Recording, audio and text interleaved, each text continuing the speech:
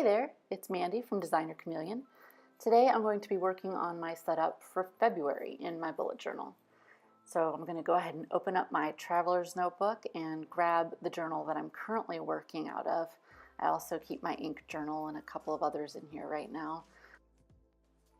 Whenever I start a new month spread, I actually start with the pen and ink that I want to use. This month I'm using my Platinum brand Nice Lilas. It's a gorgeous pink translucent fountain pen. I have a fine nib on it, and the ink that I like to pair with this pen is Stipula Sweet Pink.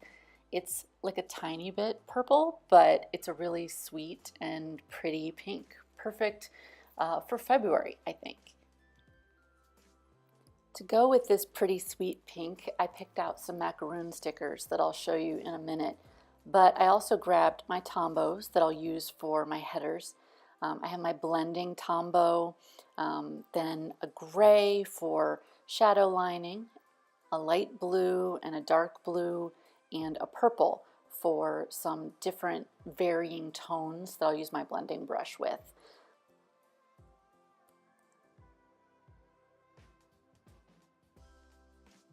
I also like to keep a pencil handy and an eraser. I like to do my layouts before I ink them because I'm notorious for messing them up. But I will follow that up with a Staedtler Fineliner and then a couple of Fudenosuke brush pens, both the soft brush pen and the hard brush pen.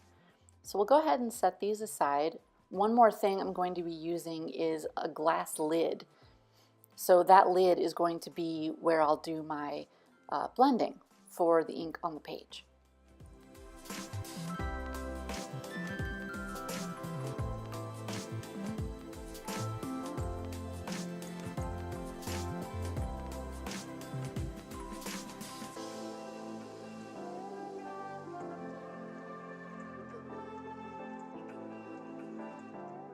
If you haven't tried this technique before, I highly recommend giving it a shot because it really is easy.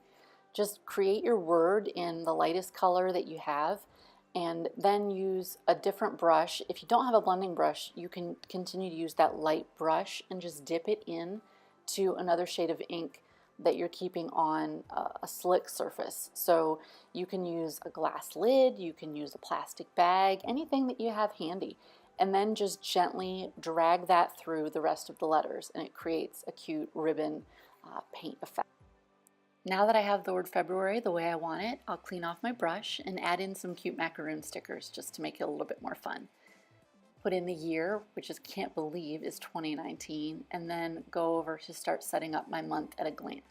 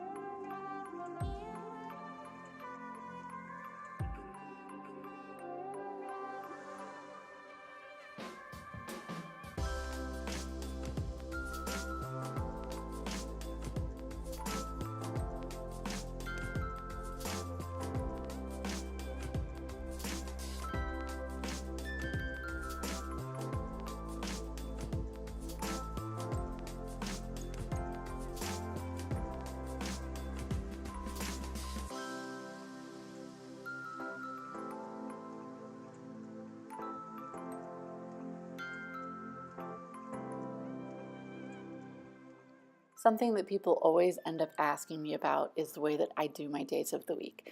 For as long as I can remember, I've done H for Thursday, A for Saturday, and U for Sunday. I just really like every single day to have its own individual lettering. So when I'm doing shorthand notes, I just need to write something down really quick. I always know which day instead of having a T and wondering if it's Tuesday or Thursday and that kind of thing. It might seem weird to some people, but you got to do what works for you, and that's one of the gorgeous things about bullet journaling. Now that my month at a glance is all finished, I'll move on to my trackers. I like to keep track of things like follows and orders for my Etsy shop. So I like to start that with logging what I have at the beginning of the month and then at the end of the month. Pretty simple, just keeping it easy to see how I'm doing at a glance. The biggest change I've actually made to my bullet journal setup recently is doing a round habit tracker. If you've ever seen them, they just look so cool and clean and more fun to use, at least for me right now, than a square, just calendar look. But they are a pain in the butt to draw. By the time you get one drawn, you're kind of over it, or at least I was. So I went ahead and made a sticker that I can use every month if I'm still into the round habit trackers and not have to redraw the whole thing, which I've found incredibly helpful to make it just so much easier and faster for me to make that setup. I think something with bullet journaling, a lot of people get stuck in how long it takes to do their setup, and that's a really valid issue. So anything that can help make it still look cute and still be fun and make it quicker, I'm all for it. Lately, I've been tracking a good number of things actually. So whether or not I've done a miracle morning, whether or not I've straightened up the kitchen, done a load of laundry, grooming the dog, taking the dog for a walk, if I'm drinking enough water, which is really arbitrary in my world, but I try and track it, whether or not I've posted to social media, things like that. So with this habit tracker, you can track a good number of things, or just a few if you'd rather. It makes it pretty easy.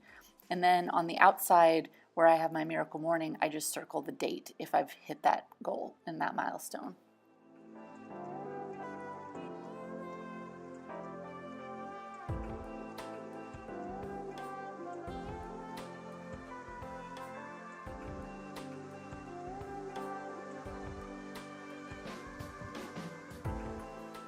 The last tracker of sorts that I'm going to be setting up is what I'm just calling today.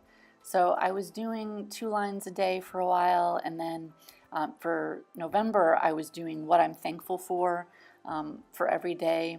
December I did what I'm grateful for every day. For February right now, I'm just doing whatever comes to mind. So I used a macaroon for every day and just wrote the date on the macaroon or the oven mitt or whatever I put on the page at that point. I think it'll be cute and it'll help me keep it all straight. And then my last setup is how I'm doing my weeklies right now. I've been using this setup for a few months.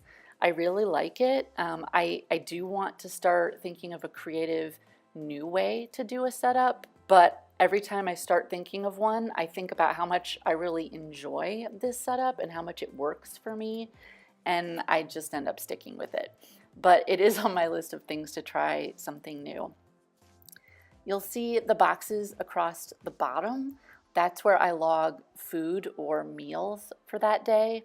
The boxes across the top are the date, and then those squares that I'm drawing right now, that's where I put in the weather, the moon phase, snowflakes if it's snowing, clouds if it's cloudy, those sorts of things. So it ends up looking really cute when I use it, even though I don't do a whole lot of decoration, and I leave myself a ton of space for making tasks, writing in my appointments, stuff like that. Oh, and the column all the way on the left is where I list which week of the year it is and those tasks that I want to get done this week, but don't really care which day I get them done, just as long as they end up happening.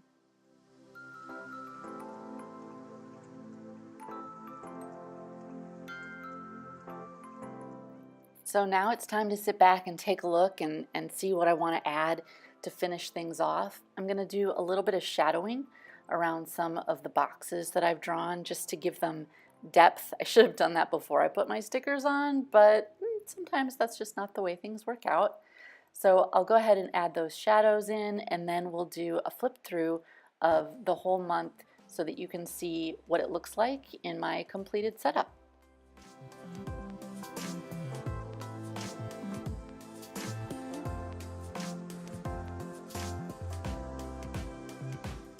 I'm pretty happy with how everything turned out, and once I used that pen with the Stipula Sweet Pink ink on it, all of my pages will really pop and look super colorful, which is exactly what I was going for this month.